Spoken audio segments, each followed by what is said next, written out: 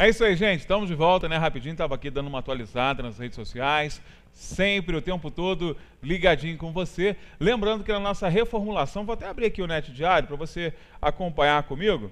netdiario.com.br, você digitando netdiario.com.br, você está entrando numa tela provisória, né? Os nossos amigos lá da agência GUP estão reformulando o nosso portal. Vai ficar belíssimo, belíssimo, com muita coisa bacana. E você pode receber tudo isso em primeira mão, mandando lá o seu e-mail. É só entrar ali, ó, netdiario.com.br, digita teu e-mail ali, manda enviar. Não vai ter aquelas telas de cadastro, aquelas coisas chatas não. Só enviar e pronto.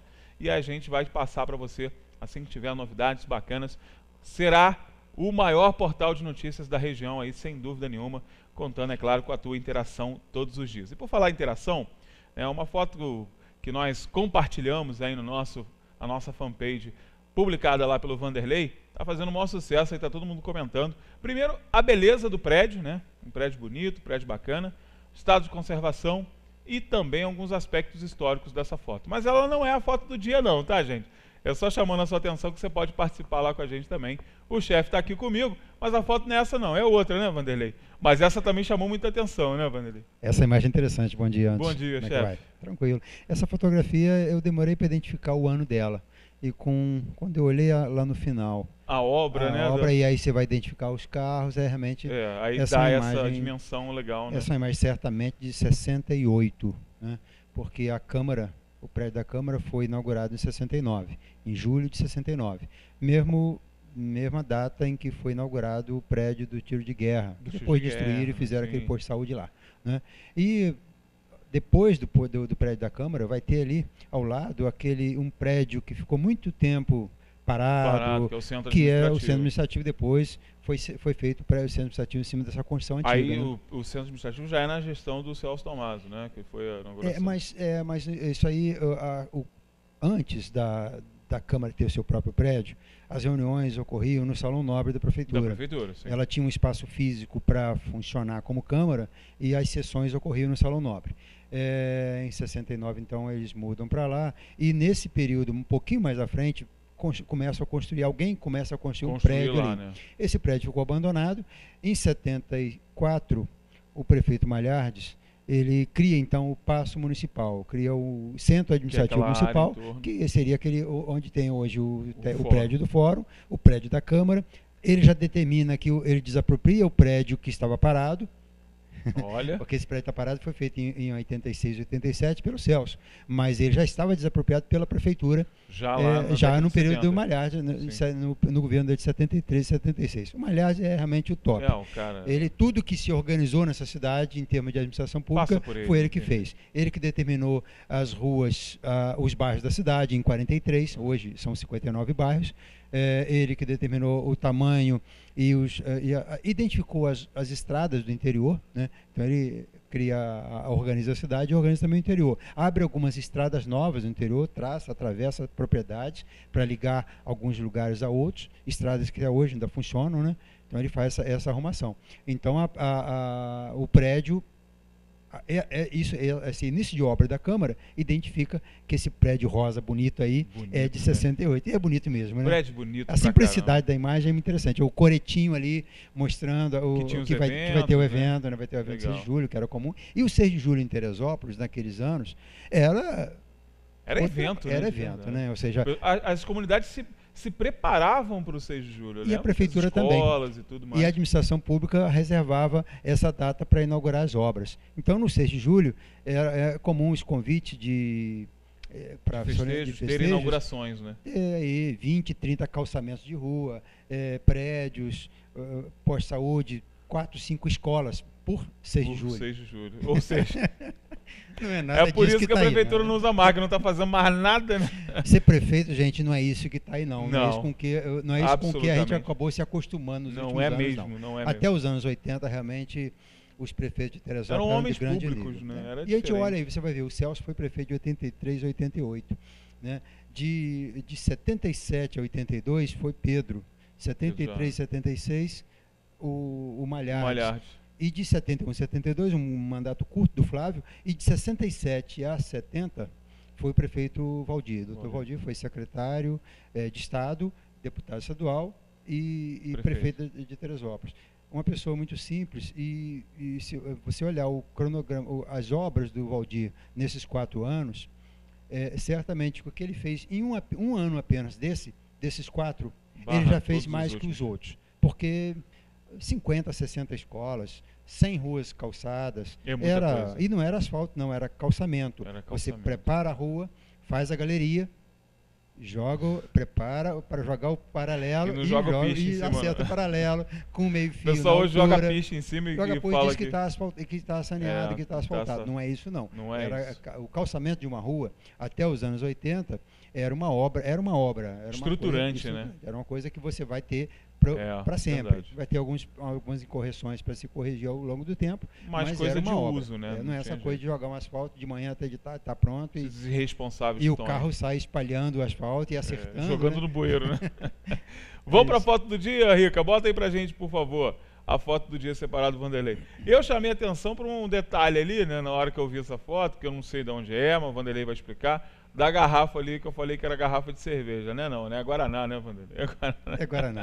É Guaraná, gente. Eu escolhi essa imagem com 1.200 dpi e localizei a marca do Guaraná ali na mão do outro que está sentado na carroça. Que está sentado na carroça, né? Essa foto é fantástica. Ela foi publicada já pelo Osíris Raul, num dos livros dele, mas ela mostra ali o secretário de obras, que é esse senhor primeiro ali. Que está do lado da garrafa, garrafa em pé. Esse é o Nestor Pinto. Ele era secretário de obras, foi ele que construiu o prédio da prefeitura nos anos 30. Olha, né? Que legal. E sentado na carroça está o prefeito Euclides Machado. Era secretário e prefeito ali. No segundo escalão ali são os servidores, funcionários que estavam abrindo a estrada, né? Mas ali você tem o secretário e o prefeito. E depois, quem substitui esse prefeito Euclides Machado é o Nestor Pinto, que é o que está sentado. É o primeiro prefeito negro, provavelmente, talvez do país. Né? É verdade. Eu não tinha essa referência antes. Provavelmente o primeiro do Brasil, né? É possível, sim. É bem a gente possível. A gente fala muito o vereador Ponciano, nos anos 60, o primeiro vereador negro, mas nós tínhamos 30 anos antes um prefeito negro, e um prefeito que construiu a prefeitura. Ele construiu como secretário de obras e depois como prefeito, quando ocupou o cargo como prefeito. Então a prefeitura ela funcionava em outro espaço, até ali na rua Duca de Caxias, um prédio antigo que tinha ali, o prédio dos Torreões. Nos anos 30, então, ele muda para esse prédio provisório. Esse prédio da prefeitura vai ficar parado aí de 30 até 46, o Malhades retoma a obra, e aí o Malhades, o Janotti, nos próximos 10 anos, né? O prédio vai ficar pronto, né? Já nos anos 50. Mas voltando a essa foto, ela mostra dois ex-prefeitos de Teresópolis. Nestor Pinto, inclusive, não havia fotografia dele à disposição. A gente vai localizar depois outras imagens dele em função dessa foto. Mas aquela obra, a construção quadrada lá atrás, aquilo lá é a hospedaria de Tiradentes. E aí dá para a gente localizar onde foi feita essa foto, né? Eles estavam abrindo, a prefeitura abrindo a estrada Teresópolis, Além Paraíba. Olha só, né? Teresópolis a 3 córregos, no caso. E né? Não tinha licitação fraudulenta, não tinha verba da União desviada. O prefeito estava lá tomando conta. O prefeito que estava lá com os servidores, gente, tá vendo? Não é vagabundo que fica sentado em gabinete tomando cafezinho e bebendo água, não. Estava lá trabalhando. E esse trecho da estrada, a Rio Bahia, depois, quando fica pronto, nos anos 60, 59, fica pronto o trecho Rio-Teresópolis, eles começam imediatamente a fazer o trecho Teresópolis, Além Paraíba, para encurtar a Rio Bahia. Faz uma variante que depois virou a estrada oficial. E fazem, então, esse trecho, eles depois vão fazer o traçado em cima desse traçado primitivo, feito nos anos 30, que mostra essa foto aí. A gente vê aí e aí eles cometem um grande crime, que é derrubar aquele casarão sem necessidade, né? Vamos localizando o casarão aqui, essa casa hospedaria de Tiradentes, ela fica ali, você indo em direção a 3 córregos, tem a entrada, aquela antiga entrada da via alternativa. Você vai ter uma curva à direita, depois uma curva forte à esquerda, que é essa curva que a gente está vendo aí. Essa casa, então, ficava onde tem ali umas oficinas, ao lado esquerdo, um início de uma rua paralela que vai sair na igrejinha. Um pouco antes do pedágio ali, um pouco antes do pedágio. Antes é a curva ao contrário, antes daquela curva forte que vai chegar no pedágio. Né? É uma pena, porque... Não tinha necessidade mesmo de ter retirado essa obra. É uma pena, porque é um sítio histórico, né? Não houve essa preocupação na época. Os historiadores que cobrem a história de Tiradentes, inclusive, eles falam que é uma pena ter derrubado. Teve um historiador que esteve presente, nesse caso era nos anos 60, ele define o tipo de madeira, a forma de construção, né? É um casarão simples, mas uma hospedaria grande. Foi provavelmente o primeiro hotel de Teresópolis. Sim. Nós estamos falando aí de antes de 1800, né? Nossa, então o Tiradentes ele vai ser morto em 1792, né? E nos anos 1780, 1790, ele vai circular muito nessa região aqui dos Sertões Proibidos. Sim. E é onde ele pernoita por mais de uma vez, certamente, nesse local. E ele estava aqui por Teresópolis procurando um bandido conhecido, que é o Mão de Luva, né? Mão de Luva, que o pessoal anda falando dele aí, Essa né? coisa de bandido se esconder em Teresópolis é antiga, né, Vanderlei? É bem antiga. E a polícia está aí dando galope, né? Vamos para a próxima foto. Até o Mão de Luva vem para cá. Que dirá o Mão de... Tá aí, temos aí, então outra fotografia, outro registro. É uma reprodução de uma fotografia publicada na Gazeta de Teresópolis, em 49, mostra o casarão de outro ângulo, né? Temos, acho que, mais uma imagem ainda. Vamos para a próxima, Rica, por favor. Tá aí. Essa é bem... Você tem ela, dá para perceber que ela está ao lado do caminho, né? Está no caminho então, mesmo. Ela não atrapalharia. Daria para manter esse prédio certamente ali. E você ligaria Teresópolis com o ciclo do ouro, com a história, né? A história do Império. Seria muito interessante se esse prédio tivesse sido mantido de pé. Nos anos 60, algumas paredes já tinham caído, né? Dá para perceber que uma parede caiu e tal. É um outro registro. Volta para aquela lá, Rica, por favor. Uhum. Isso. Aí já é um processo já de degradação total, degradação total de imóveis. Aí já está na hora da derrubada mesmo. Mas olha que pena, né?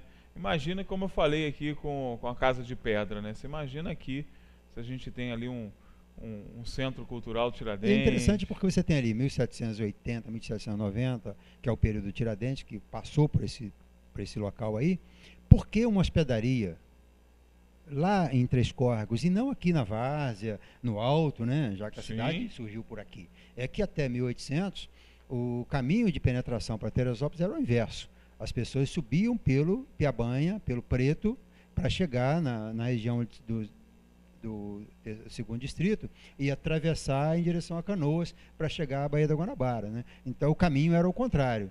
Não se fazia, o caminho inverso, não havia o caminho do Soberbo, né? Você tinha que vir por Minas, partindo do Vale do Paraíba, partindo do Rio Paraíba do Sul. Depois, em 1780, vão abrir uma estrada que é o Subaio, que é a estrada de Canoas, que é a estrada primitiva de Teresópolis. Né? E só lá em 1830 que nós vamos ter um caminho que o Marche abre pela Serra dos Órgãos, passando por Barreira, Esse caminho do Subaio foi muito utilizado, né, na época. Muito utilizado. A Rota do Ouro passa por ali. A Rota do Ouro toda passava por ali. Você tinha o ouro passando por Petrópolis, pela Serra da Estrela, mas você tinha, então, esse caminho mais curto, mais preferível de Teresópolis, que era muito utilizado também como caminho do ouro, isso antes de 1800. E depois ele vai ser o caminho de trazer as mercadorias de Minas. Toda a mercadoria vai vir de barco até Além Paraíba, por ali, e você vai atravessar caminhando lombo de burros para trazer isso ao Rio de Janeiro para alimentar a corte. A vida não era fácil não, gente. A vida não... Tu acha que era fácil pegar Rio Teresópolis? Não, não. E o caminho do ouro e o caminho dos mantimentos é interessante, porque a gente fala assim, uma tropa de burros, você imagina 20 burros, 30 mulas, né? Mas eram tropas de 200, 300 animais. Era uma empreitada de 50 pessoas. Carregando essa... Porque você tinha que proteger o animal. Manter a mula no sulco da estrada, porque a gente fala hoje também estrada, a gente imagina um caminho... Um acostamento. Né? Ou no mínimo de chão, mas com um mínimo de conforto, para carroça e tal. As estradas de burro, naquela época, eram sulcos na terra, mesmo, picadas, né? Como você tem hoje a picada num pasto, né? Onde o boi, de tanto passar por um lugar, ele faz aquele sulco na terra. Aquele suco ali, e as mulas andavam no trilho, né? trilho que elas abriam na estrada, então elas andavam no sulco. E era comum elas se perderem e acharem outro sulco. Então você tinha que ter um grupo de pessoas para ir guiando, ali de 30 em 30, 20 em 20, ou 50 em 50, você tinha que ter uns animais, alguém à frente que olhasse para trás e contar, olha, tá vindo ainda 40 mulas, tá faltando uma, tem que procurar essa mula aí. Até porque a falta de uma mula era a falta da mercadoria também, né? A história do Brasil é muito interessante, né? O Brasil, a história é muito rica, né? Muito. E você tem aí episódios, né? Aqui em Teresópolis você tem o que define bem essa questão dos caminhos estranhos em Teresópolis, que são os caminhos de fuga de ouro, numa localidade aqui perto do Comari chamado Penitentes. Penitentes. Né? Porque tem um local chamado Penitentes ali perto do Soberbo, né? Onde tem a reserva da SEDAI, a base do Rio Macuco ali. Penitentes eram, segundo os historiadores, pessoas que vieram para cumprir pena, viver um período, ou viver para o resto da vida, na montanha, desprovidas de qualquer ambição, ermitões, vieram para pagar uma pena, então, aqui na região da Serra dos Órgãos. Escolheram um morro, vão ficar por aqui. E passava por esse local a tropa de burros. De mercadoria. E começaram a perceber no Rio, quando a mercadoria chegava no Rio, que algumas sacas não tinham aquela quantidade de 40 ou 50 quilos. Elas estavam mais leves, foram remexidas, foram rasgadas e tirado o material delas. E aí, isso era longo, passou 2, 3 anos, vários anos, e as pessoas começaram a suspeitar que havia uma crendice de que havia algumas assombrações que roubavam alimentos, quando o alimento passava por Teresópolis, né? E aí, um dia, por acaso, é aquela questão, né? Alguém está na frente, umas 20 ou 30 mulas, e alguém olha para trás. O penitente não era bobo, ele ficava lá, roubava no meio ali. Quando passava o grupo, só tinha mula e chamavam para um canto e saqueava a mula. Numa vez, alguém foi dar uma cobertura para uma mula que fugiu certamente, e aí encontrou os penitentes e prendeu esses penitentes. E lá no Rio, então, levados à forca, levados à cadeia, eles dizem que não, nós não somos ladrões, tanto que não roubavam as sacas. Sobrevivência. Ele estava buscando apenas sobreviver, a gente vivia na miséria, que a nossa pena era essa, né? Então surge o nome penitente, no local onde não se explica, não se justifica muito ter uma trilha, porque o Subaio era mais à esquerda, né? Então, mas ali tinha também um caminho. Não era caminho de ninguém, não praticamente. Não era caminho de ninguém, mas abria-se um atalho. Certamente essa passagem tinha algum objetivo, porque as mercadorias não circulavam livremente. Claro. Tinha as barreiras, tinha os registros, tinha aquelas pessoas que cobravam para deixar... Os impostos, né? Tinham pessoas que cobravam para deixar a mercadoria passar pelo caminho, que passavam dentro da propriedade deles, né? Tinha de tudo naquele Brasil dos anos 1700, né? A gente conhece um pouquinho mais. Guardando similaridades com o nosso hoje, né? Cada estado paga ali, pega. A gente tem o Brasil foi descoberto em 1808, não em 1500, né? Então esse Brasil de 1500 a 1808, que é o período da chegada da coroa, da família real, então esse período é um período muito desconhecido, muito pouco retratado, porque tudo a partir de 1808 fica mais fácil. Você tem a missão francesa, né? Você tem os visitantes, os viajantes que vão escrever cartas e fazer relatos para os seus governos. Sua passagem. Mas antes de 1800 é muita imaginação oralidade apenas, total. Né? Então você tem aquele período um período maior até, né, de mais de 300 anos, onde o Brasil ficou meio que sem cobertura dos repórteres da época. Estava sem sinal. Gente, olha só, para a gente finalizar o bate-papo aqui com o Vanderlei, que eu já vou liberar o chefe que está com fome já. Bota aí, Rica, na tela a imagem da prefeitura, para você que está aí curtindo o nosso facebook.com/Diário de Teresópolis. Vai lá, gente, curte, compartilha essa imagem belíssima. Olha como a nossa prefeitura era bonita, né? Ela era bonita e bem habitada, né? Hoje mudou. Tanto a beleza quanto as pessoas. E ainda tinha um pátio, né? E ainda tinha pátio, é verdade. Aí deram o pátio para alguém e deu o que deu. Em troca de alguma coisa. Gente, intervalo comercial rapidinho, daqui a pouco a gente está de volta. Amanhã tem imagem do dia de novo. Daqui a pouco, Marcos Wagner, direto da Câmara de Vereadores. Olha só, teve vereador chamando o secretário aí de tudo quanto é nome. Daqui a pouco a gente fala sobre isso. E o pastor Tiago já está aqui comigo para a gente finalizar o programa lá em cima, né? Nota 1000. Daqui a pouco a gente está de volta.